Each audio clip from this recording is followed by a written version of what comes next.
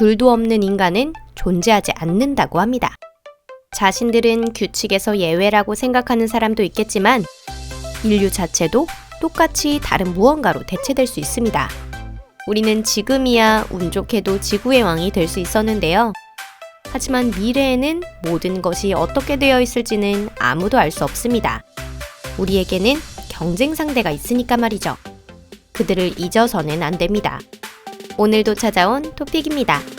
느긋하게 앉아서 시청해 주시길 바랄게요. 그럼 시작해 볼까요?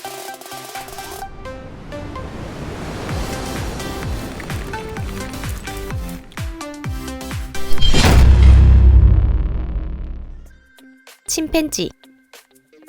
인류 진화의 길이 분기한 것은 겨우 600만 년 전의 일입니다. 침팬지는 나무나 돌을 사용해 도구를 만들 수 있는데요. 그 커뮤니티 안에는 복잡한 조직이 있기 때문에 침팬지가 가장 유력한 후보입니다. 맞습니다. 그들은 모든 것이 인간 같습니다. 완벽하게 모든 부분은 아니더라도 적어도 대부분에서는 말이죠. 이런 상황을 상상해 볼게요.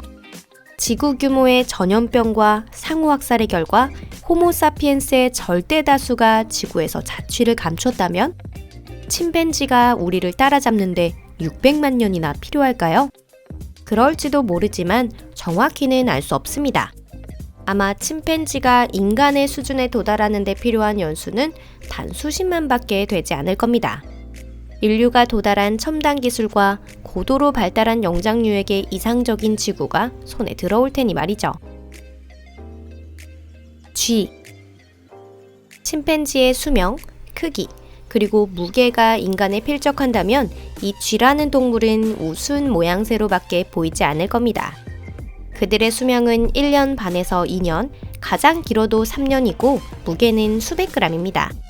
그래도 쥐는 추상적인 사고를 가진 유일한 동물입니다. 당연히 인간 이외의 동물 중에서 말이에요. 인간과 쥐는 수천, 수억 년의 진화를 거쳐 분개했지만 이 조그만 생물이야말로 인간이 만든 것들에 둘러싸인 인위적 환경 생활에 가장 잘 적응하고 있습니다. 현재 쥐는 우리의 산업용 통신을 손쉽게 활용하고 있습니다.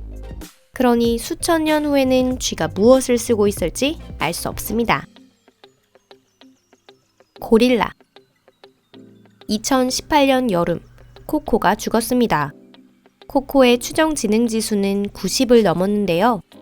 이는 세르비아, 보스니아, 크로아티아 등의 유럽 국가 주민의 평균 지능 지수와 같습니다. 모든 고릴라가 이 같은 지능이 있다는 뜻은 아닙니다.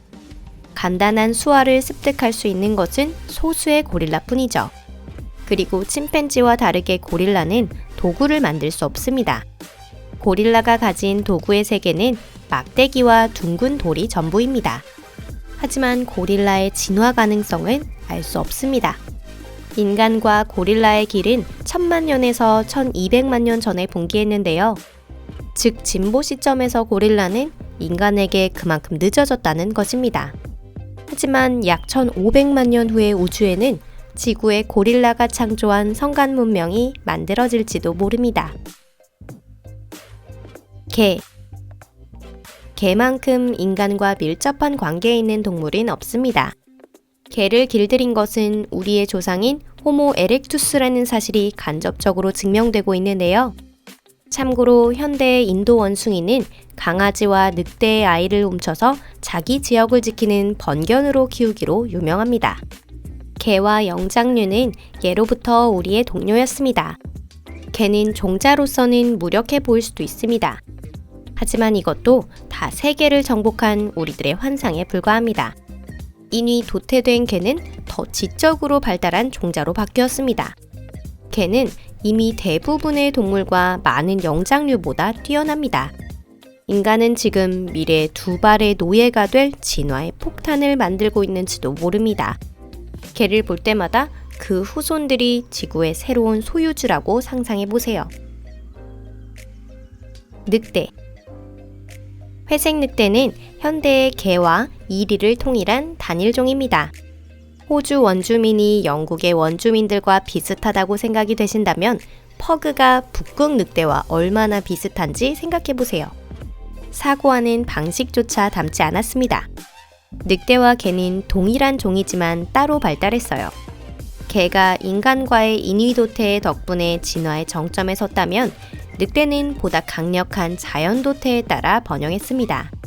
사람의 영향이 조금만 더 약했다면 늑대는 어쩌면 지구를 점령할 수 있었을지도 모릅니다. 다만 그렇게 되기까지 수천만 년의 시간은 필요하겠죠. 코끼리. 지구는 거대 생물이 살아가기엔 힘든 곳입니다. 위험 요인이 너무 많기 때문인데요. 진화의 역사상 반복해서 다가오는 대형 참사들 때문에 거대 생물이 멸종한 예가 많이 있습니다. 같은 상황에서 작은 생물은 평화롭게 진화했죠. 바로 이것만이 코끼리가 지금까지 지구를 지배하지 못한 유일한 이유입니다. 코끼리의 뇌는 매우 무거워서 그 무게만도 5kg을 넘는데요. 또한 뇌의 신경세포 수는 30억 개 이상입니다. 코끼리 추정 지능 지수는 7세 아이에 필적하다고 합니다. 이는 곧 코끼리의 뇌가 가진 구조적 특징이 정신 발달에 무궁무진한 가능성이 있음을 시사하고 있는 것이죠. 특히 코끼리의 대뇌 심피질은 고등 영장류와 비슷한 정도로 발달되어 있습니다. 아리스토텔레스는 코끼리에 대해 지성과 정신면에서 다른 동물보다 앞서는 동물이다 라고 말했습니다. 지구에 인간이 존재하지 않으면 코끼리의 진화는 어떻게 됐을까요? 돌고래. 바다의 대양은 넓은 장소에 적응한 생물에게는 낙원입니다. 예를 들면 돌고래에게는 말이죠.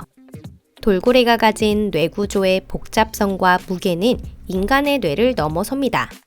인간을 따로 떼놓고 보면 돌고래는 소리와 음절, 문구, 문단과 같은 복잡한 구조의 언어를 가진 지구상에서 유일한 피조물입니다. 돌고래의 각 언어나 방언에는 수만 개의 단어와 개념이 포함되어 있습니다. 이들이 문자 문화를 가지지 않았다는 사실을 고려하면 정말 놀라운 결과이죠. 게다가 돌고래는 자의식과 사회의식마저 갖추고 있습니다. 그들이 가진 지능과 감정적 공감대가 복잡하고 효과적인 상호관계 모델을 만들어낸 것입니다. 하지만 사물에는 모두 안과 겉이 있습니다. 그리고 돌고래의 뒷면, 즉 단점은 몸의 구조 때문에 도구를 만들기가 불가능하다는 것입니다. 생리적 장애만 없다면 돌고래 문명은 벌써 오래전에 지구를 지배하고도 남았을지도 모릅니다. 이는 농담도 과장도 아닙니다. 개미. 돌고래는 사람이 아닙니다. 또 고릴라는 우리 기준으로 상당히 어리석어 보이기도 하는데요. 거기다 늑대와 개는 극히 평범한 동물로서 지능이 발달할 것이라 100% 확신할 수 없습니다. 게다가 지능 자체는 주관적이고 애매한 것이죠. 위대한 수학자는 연설가가 아니고 뛰어난 철학자는 물리학자나 발명가는 아닙니다. 이건 빙산의 일각일 뿐이에요. 현대의 이론에서 지능은 사고와 뇌의 구조뿐만 아니라 대외 활동에서도 존재한다고 알려져 있습니다. 안정생산, 복잡한 다기능 도시, 복잡한 사회구조. 이 분야에 있어서 개미는 특히나 출중합니다. 이들의 활동은 본능적으로 이루어지고 있고 각 개체의 지능은 결여되어 있습니다. 하지만 개미야말로 지구를 지배할 가능성이 높은 문명 창조의 후보자랍니다. 하이브 마인드 문명에 대해서는 이미 이전 영상에서 자세히 말씀드린 적이 있으니 한번 확인해 보세요. 네안데르탈인. 네안데르탈인은 우리의 오랜 사촌 같은 존재로 인류의 진화 계통 지도에서는 호모 에렉투스와 같은 선상에 놓여 있습니다. 네안데르탈인은 큰 뇌와 발달한 물질 문화가 특징인데요. 악기를 제작하거나 호화로운 모피 의상을 만들어 입거나 동료의 상처나 충치를 치료하기도 했습니다. 하지만 호모 사피엔스 때문에 그들은 지구상에서 사라지고 맙니다. 그렇기 때문에 우리가 몸소 네안데르탈인의 유전자를 우주 전체 공간에 퍼뜨리게 된 것이지요. 현대인의 5에서 6%가 네안데르탈인의 유전자를 보유하고 있습니다. 우리 선조들은 이 생물의 일부와 동화하여 인간 문화의 지적 기반을 강화하였죠. 이는 단순한 생명이론으로 이것이 없었다면 현재의 우주도 인터넷도 있을 수 없었을 것입니다. 공룡. 공룡은 존재하지 않았던 미래입니다. 다소 허황되게 들리시겠지만 공룡 문명이 없었다는 사실은 증명되지 않았습니다. 공룡도 우주선을 타고 우주를 날았을까요? 유튜브에서 영상을 봤을까요? 대륙간에 다리는 놓았을까요? 누구든지 자유롭게 상상할 수 있습니다. 여러분께서 판단하시면 됩니다. 그리고 어떤 이론이라도 일부는 가정이고 나머지는 모두 진실입니다. 오늘은 여기까지입니다. 여러분 시청해주셔서 감사합니다. 인간은 독특한 존재입니다. 하지만 자연도 그 다양성에 있어서는 마찬가지이죠. 그리고 우리에게 경쟁 상대가 없다는 생각은 갖지 않는 편이 좋습니다. 어쩌면 우리가, 여러분이 바로 지금 찾아오지 않았을지도 모를 미래를 만들어내고 있는 것일지도 모릅니다. 가까운 시일에 또 같은 미래에서 만날 수 있다면 좋겠습니다. 그때까지 안녕히 계세요.